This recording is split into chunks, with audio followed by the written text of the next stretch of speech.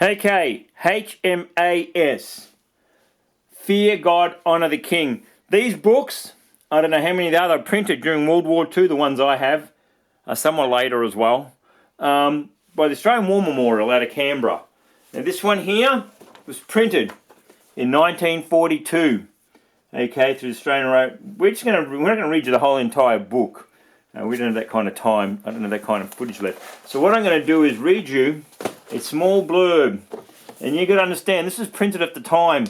So it doesn't tell you what actually happened to the HMAS Yarra. But anyway, Batavia, Singapore run. Okay. The sloop HMAS Yarra was sent to the East Indies for escort work between Singapore and Batavia. After returning from a few months in the Mediterranean, Batavia was her base, and her job was to get the convoys safely into Singapore, which she always did, except on the last run, when the Empress of Asia, carrying English troops, was destroyed by Japanese incendiary bombs. I'm terrible at that word. In the convoy were two other ships carrying troops, and a ship loaded with army vehicles. Batavia was soon left behind, and in a short time we were approaching Sunda Straits. Sunda Straits was the proper name, but to those who had been there, the popular name was given by the lads was Suicide Lane. Everything was going wonderfully, the convoy steaming along perfectly, when at 2 o'clock that afternoon, 9 Japanese planes, 2 o'clock that afternoon, 9 Japanese planes, some dive bombers, some fighters, came from nowhere and did their utmost to wreck the convoy. The blighters made us accept their uninvited company for 35 minutes before we finally persuaded them that they were not welcome. However, they were driven off without any ship suffering damage. The Japanese kept their attacks up from the Sunda Straits until we arrived at Singapore. We used to pray for night to come along, because we knew that in the silent darkness there was protection. The convoy was scheduled to arrive in Singapore at 5 a.m. whilst the darkness was still around. Unfortunately, during the night, one of the ships in the convoy developed engine trouble, which caused the whole convoy to be slowed down to the knot speed of 5 knots. 5 knots, wow. So an hour and a half had gone. 5 knots, I can't even see where I'm going. The result was that the convoy arrived at Singapore Harbour at 10 a.m.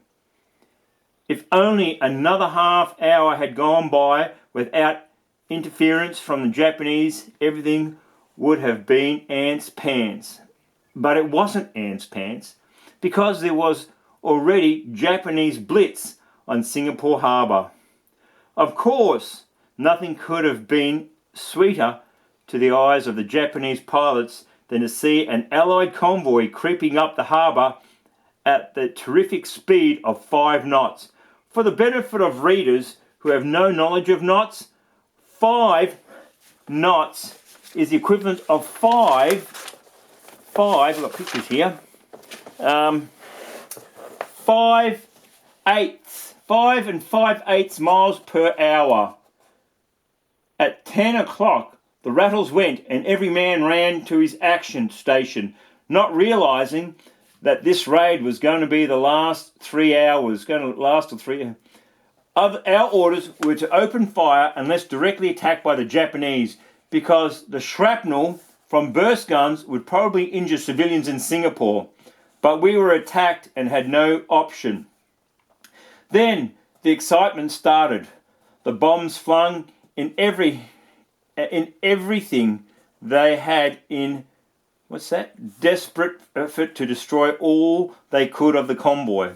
The enemy planes consisted of 3 squadrons of flying at great height, already several oil tankers were blazing away with black smoke pouring from them. Our objective was to keep the Japanese well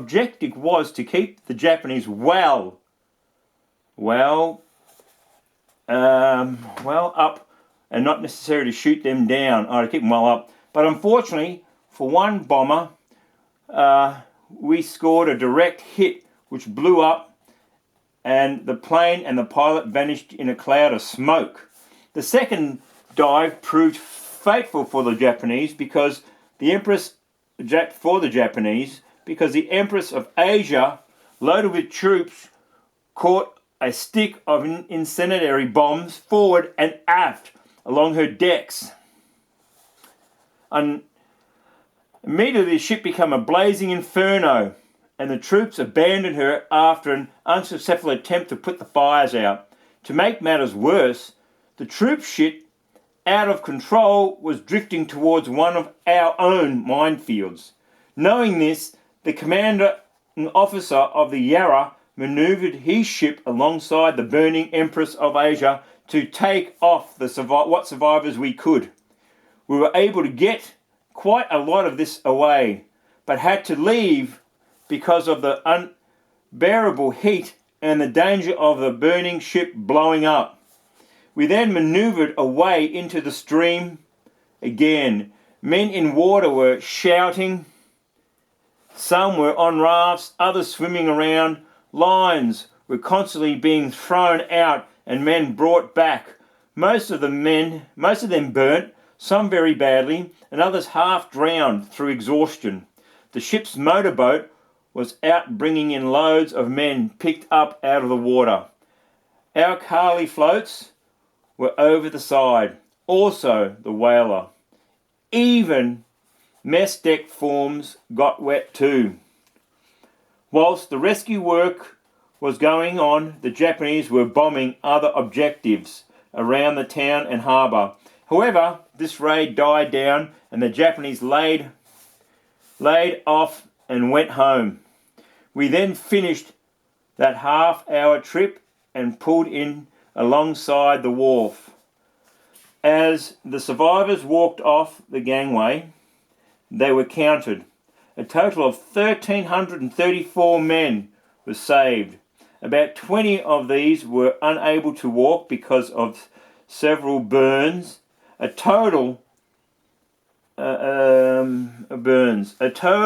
of 498 4-inch shells was fired at the Japanese from the Yarra at this raid. The Yarra had 3 planes to her credit, with others hit. None of the crew was killed or seriously wounded. Stoker, IF, HMS YARRA. Well, it had to be HMS YARRA X because this was done in probably before 41 or around that period of time, because Singapore was captured in 41. So even though the book was printed there, and if you know the history of the Yarra, it was sunk later. That's a very heroic man of one man. He strapped himself in and gunned, just kept blasting at the Japanese Navy. Anyway, that's just the this is the 11th of the 11th, Remembrance Day 2000.